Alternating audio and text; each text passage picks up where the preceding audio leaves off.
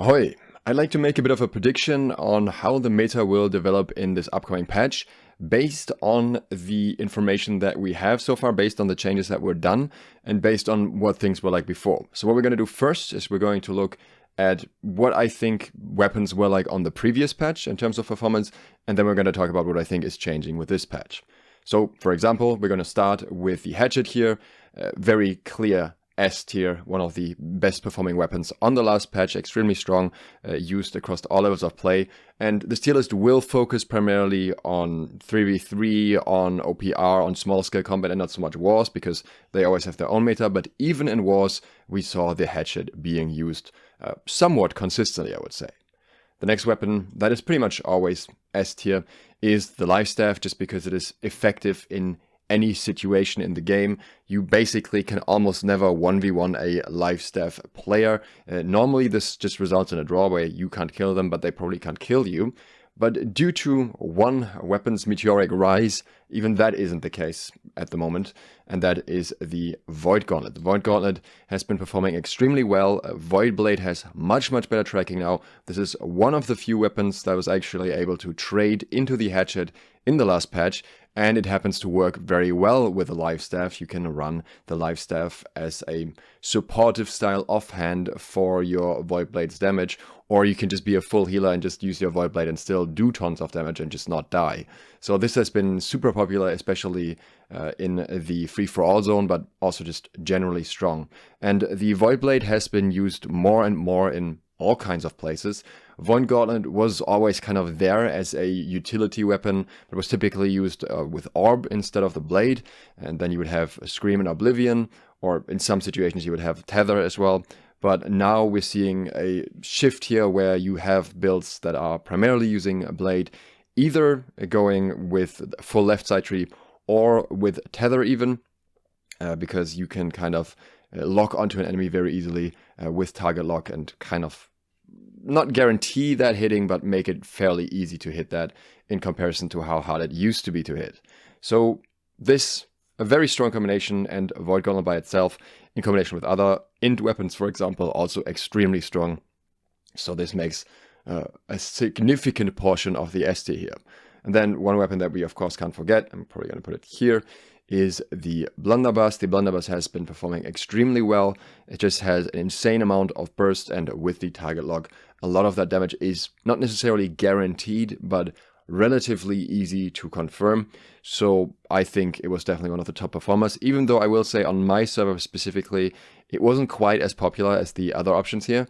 It was a bit more niche. I would have personally put it more towards A tier based on the performance that I saw on my servers, but then in the right hands it was extremely overpowered. So yeah, bit of a balance issue there at the moment, which I think they will fix with the major adjustments they're making to how target locks works with the Blunderbuss. So that's, I think, the main S tier weapons that we have at the moment. Life Staff obviously very different from all the others, but still, I think all of these weapons have a place here in the highest tier, in the, I would say, at least somewhat overperforming tier. And I just realized I messed up the tiers, so I fixed that up real quick. So this is the S plus tier, the top of the top, and we have the S tier below that. We have A for the average. B is weapons that are generally still effective, but are either more niche in their usage or are only, well, good in the right hands, basically. And D is the trash tier. So what we're going to do next is we're going to look at S tier. I think Sword and Shield is a strong contender for S tier. I think it's often used in combination with Hatchet, and that shows its effectiveness in that particular combination. Outside of that, it is very strong, even in tank builds, even as a heavy combo. It's kind of difficult because you kind of have to look at this weapon from two completely different playstyles, but overall I think it is a very solid weapon, very strong still, very good tracking too, but not quite as strong as what we're seeing in S Plus at the moment, in my opinion. I think it's just right below that. Then another weapon that falls there as well, in my opinion, is the Fire Staff, again, on the last patch. I think this was an extremely well-performing weapon overall, very high damage, fairly easy to use, and yeah, it's not really much to say about it because it's just effective in every way at the moment. You can use various different playstyles, traditional range builds, flamethrower builds, all of that works, and it will get the job done very, very well, more effectively than most other weapons, I would say. The Great Axe I am going to put in S tier as well. I believe that it's pretty good as a all-rounder option at the moment, and I would say it performs above average in that regard. Obviously, you will always have some use for graph walls. I think in smaller scale combat, it is fairly effective too. And obviously, the option of having Abyss as well is something that gives it effectiveness in combination with a Fire Staff, for example. So there are a lot of use cases where this can be put into play in different ways. Of course, if you're looking at wars and stuff, it's even more effective.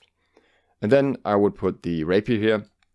Usually I would probably put the Rapier higher, but I think at the moment the Rapier is just kind of outclassed when Void Gauntlet is just so strong that many healers switched from a more defensive Rapier playstyle to a more offensive Void Blade playstyle instead. Of course, the Rapier is still a very strong safety option for many builds, but the builds that use it the most aren't the strongest builds at the moment. They're still good builds, but they're not quite as favored in the meta, so that makes the Rapier a bit less effective as well. On the other hand, the Rapier is an extremely strong counter to the Hatchet, because it's one of the few weapons that can actually keep up on damage, and the counter to Rapier is normally blocking, and the Hatchet with a throwing build cannot block, so a lot of Hatchet players were not able to fight against the Rapier, especially because a lot of Hatchets were using the throwing perk in order to do animation cancels. So they specifically used this skill in their builds in order to get more damage out of it, and it kind of makes them weaker to the Rapier, which can then somewhat counter them. Doesn't always work, it depends a bit on tracking luck as well, but overall, most certainly one of the more interesting, more niche choices that you had in that regard. The Spear, I think, is a very solid all-rounder weapon. I think it's strong still, but I don't think it's in an overperforming state at the moment compared to what it used to be. I would say it's a very solid A-tier contender.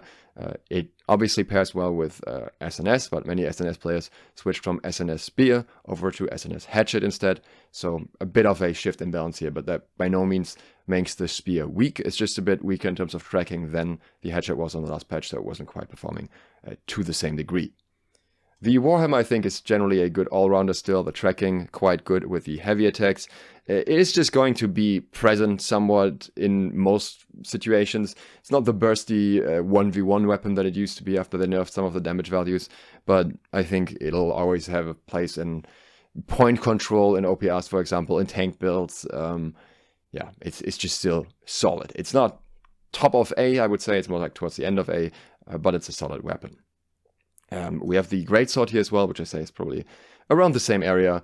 Not really a Greatsword meta at the moment, but it's also not a bad weapon. Yeah, also towards the end of I would say. It does kind of suffer a bit from the fact that a lot of players are going into slash protection because of the Hatchet, because of SNS, and that kind of nerfs the Greatsword as well, even though it's not the Greatsword's fault, so to speak. That obviously hurts it a little bit here, whereas normally players used to go into flame protection amulets, and that would, well, make it easier for the Greatsword to apply high amounts of damage.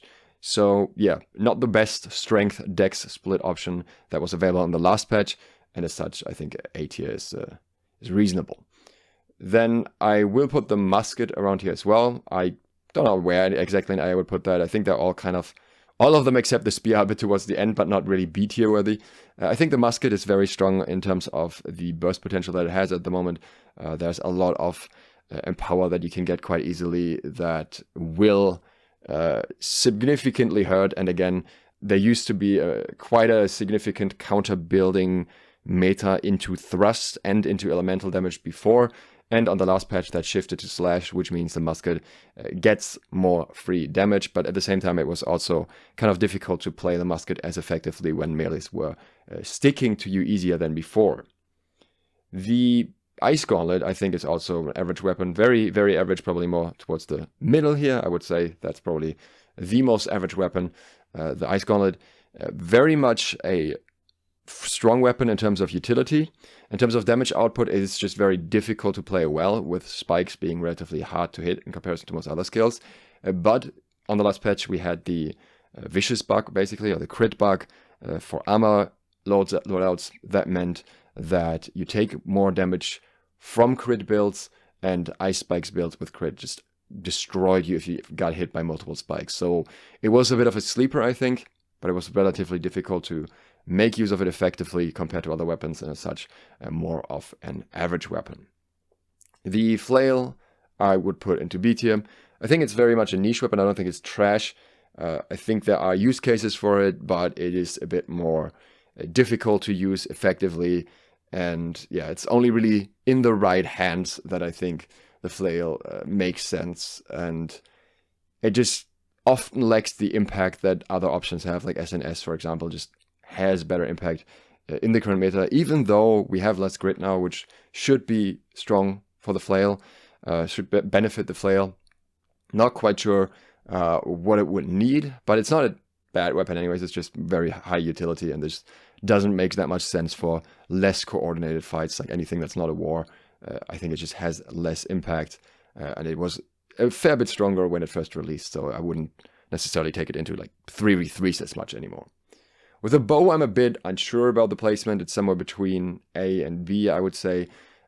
I think the musket had a bit of an upper edge on the last patch, so I would say for the purpose of last patch specifically, I would put it more towards front of B as a in the right hands weapon, because it was relatively unimpactful compared to how strong it normally is.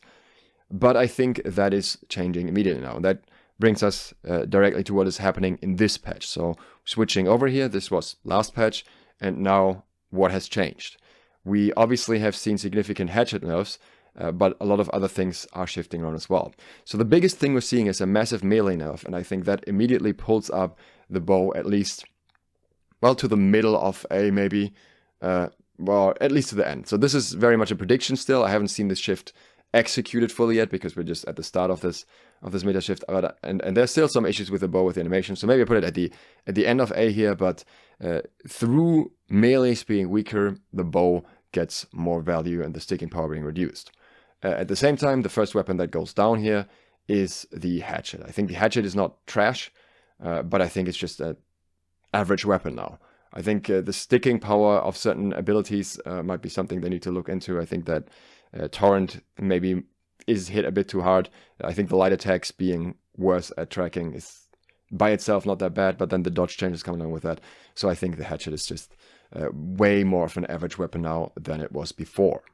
Interesting enough, in the S tier, not all too much is changing otherwise, because the weapons that are otherwise here are still pretty much in the same state, with the exception of crit changes, which nerf the Void Gauntlet a little bit, guess nerf the Blunderbuss a little bit as well, but not really to a degree that matters.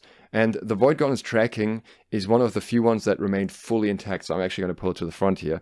The Void Gauntlet can still stick to enemies just as well as on last patch.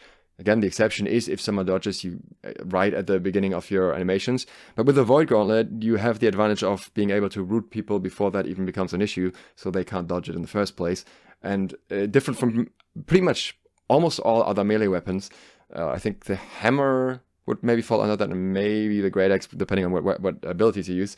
The Void Gauntlet doesn't have an issue with tracking of abilities, right? Like the Sword and Shield, for example, has a big issue with latching onto targets with Bash or with Leaping Strike and stuff like that. That is something that doesn't matter for the Void Gauntlet. You're dropping either Oblivion or Tether, and Tether is a ranged projectile, or you're using Scream, which has always been like in an area in front of the Scream that doesn't track either. It just either hits someone or doesn't.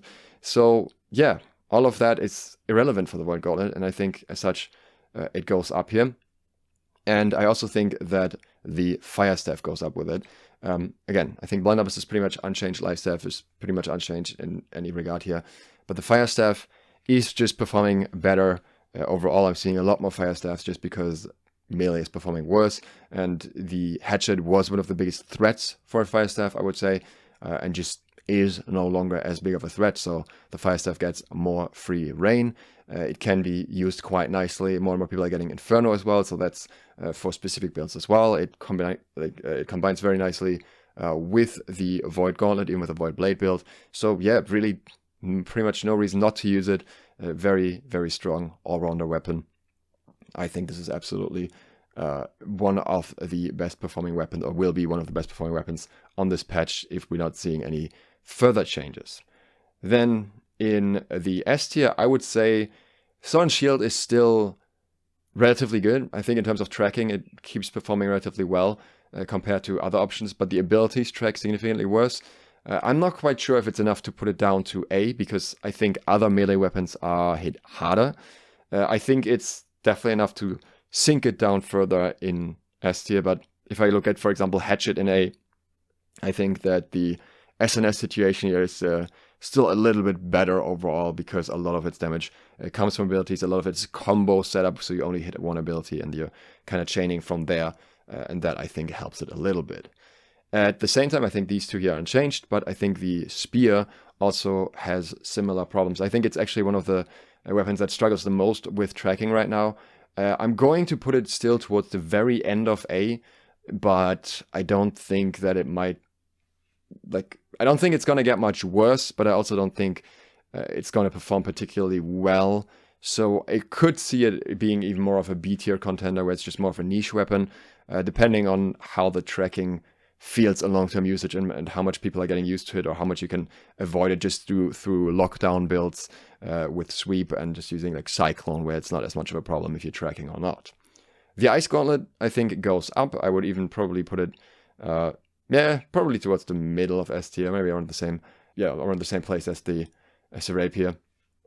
I think it'll remain somewhat niche, because the Ice Gauntlet is just often used more as a utility offhand, and there are better, fewer damage options between the Blunderbuss and the Fire Staff and the Void Gauntlet. You can kind of make those up, but I think in the right hands this will be such an insane weapon now, because it's like less options to contest it, and if you are able to just dodge one attack and you get the Ice Shower off, and then you can dodge one attack again, you kind of be able to kite so easily that I think the Ice Gauntlet actually is one of the strongest option, even though a bit of a sleeper option, because it requires more practice than the others.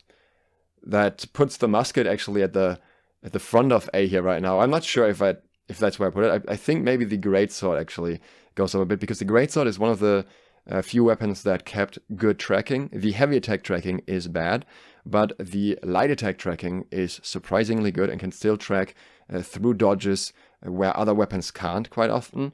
So maybe we'll see completely different builds coming out of Greatswords instead, and we might see a very different meta in that regard, a very different outcome. So that could be interesting, but I think that might be the place for the Greatsword right now, and I think the musket is more in this spot. I think for the Warhammer, nothing really changed all too much. There's some small nerfs through the heavy attacks in terms of tracking when someone dodges, but I think there are other weapons that are affected worse otherwise, because they rely more on the basic attack tracking. Maybe I actually switch around the Hatchet and the Warhammer, but again, with the bow, I'm not sure. The bow might also be here, I don't know. It's somewhere around A, I think. And that, I think, summarizes the general idea of where I think most weapons will be after this patch. Maybe I'll shuffle this around a bit. In the S tier especially, I think most weapons are very close to each other. It really depends more on who's playing it and how well they're executing it. And then in lower tiers, I think, or in the middle tier, I think we have a larger distribution than before there. But yeah, I think we're going towards a ranged meta at the moment, unless we see more significant changes or reverts in the next days. And this is my prediction of what the meta might look like for the next couple of weeks at least. If you enjoyed this video, consider subscribing and clicking the bell if you want to see more like it. And if you'd like to support me further, you can do so on Patreon and get early training tips in return. Thanks to my patrons who already do exactly that, and thank you for watching. Duke Sloth, out.